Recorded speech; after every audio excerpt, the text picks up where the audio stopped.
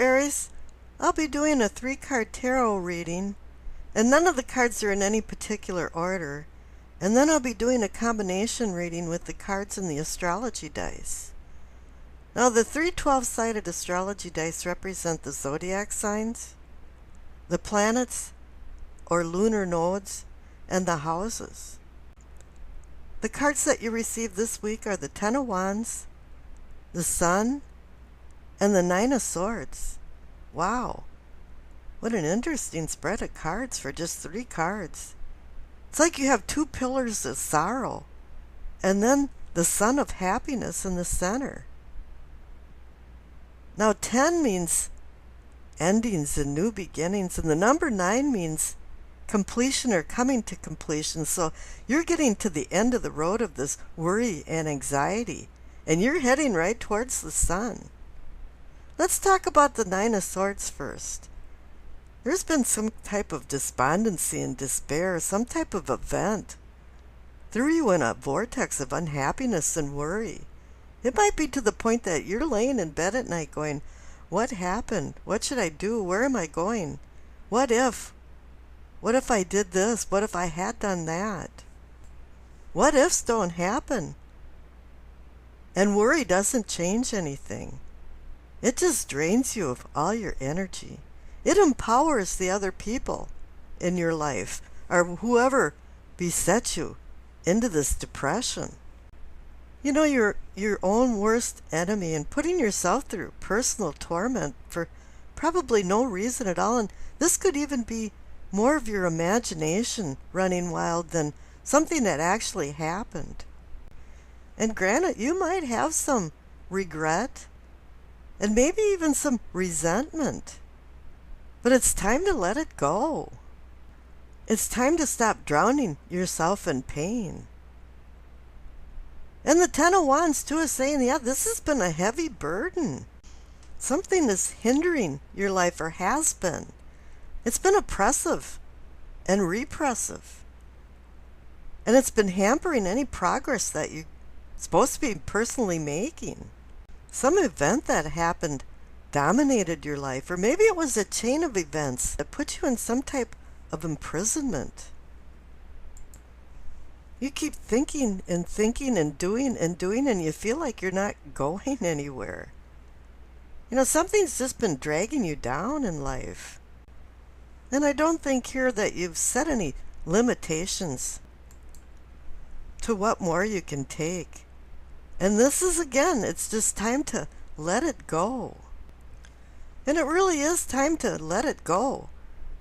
Because the Sun card is saying there's a new day dawning. And you're starting to see things with clarity. You've had some epiphanies, and there's some hope and healing. And finally, there's a light in the tunnel. You're no longer in darkness anymore. You're starting to find emotional and intellectual balance.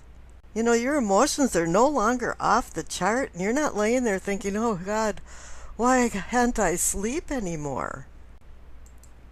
You know, the sun in this instance is shining brightly now on the truth, and you're starting to see it. You're going to find more abundance and joy in your life. You know, there's 3 things that Buddha said that can't be hidden, and it's the sun, the moon, and the truth. And here you have the sun. And now it sounds like you have the truth. You're going to drop those wands and get out of bed and start enjoying life. Enjoying the joy of life, the delight of life. And just the pure joy of being alive. This is a personal resurrection for you. What a cleansing feeling you're going to have this week. Okay, and I rolled the dice. And you received Aries, the South Node, in the first house. The North and South Nodes are mathematical points that take into account the relationship between the Sun, the Moon, and the Earth. Now, the South Nodes are gifts from your karmic past. A lot of times they're a little more negative than that. They like to say gifts. And it's also accumulated life lessons. And I think with the 10 of Wands and the 9 of Swords, you went through some life lessons, some learning experiences. And the South Node is also a place where we will pass no more, and actually thankfully. Now all eclipses occur near the lunar nodes where the moon's path crosses the sun's path in the sky. Now if you look at it, Aries in the first house, well, my goodness, you received your sign and as well as your house of self. So this is a double dose of karma, but is it for the good or the bad? This combination makes the independent you feel at home. You're in Aries in the first house. But being forcefully independent can cause problems and probably has in your life. You know, life is not a competition or a contest, and you can't go aggressively through it thinking it's some type of challenge. And this has to do with ego. And you have to hold your ego down, or else you're going to be carrying those 10 of Wands up the hill all this week. Now there's going to be a lot of enthusiasm going on this week, and that's going to be accentuated by the presence of the Sun card. That brings energy and abundance. But you know, if you hold back your energy and you don't put your body into motion or exercise or think a lot, you're going to be really restless. And you got to let off some steam. Don't get insanely mad if things don't work out your way. You know, you just can't overact and overreact when bad things happen.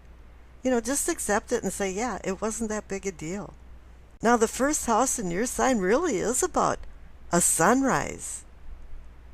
You know, this is where the ascension comes from, the ascendant. And the Sun card is about ascension and new beginnings. Now, this week, think, I am, and fill in the blanks. What are you? I am going to do. I am a good person. I am going to be nice to people. You know, fill in any ultimate potential that you're able to do in a real positive way. Now, with Aries in the South Node brings the me idea to a crescendo of independence. And there could be a good sprinkling of selfishness surrounding this whole idea.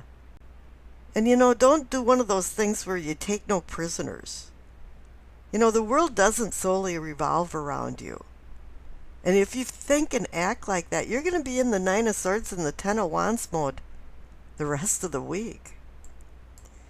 You know, this might be a week that you just don't feel like connecting with other people, and you want to go it alone, and maybe it's best you do and start thinking within. One key thing this week is to know your audience and don't buffalo your way into conversations where you know you won't fit. Just mellow out. Do an ego check and let the sun shine on you. And I wish you acceptance, peace, and happiness.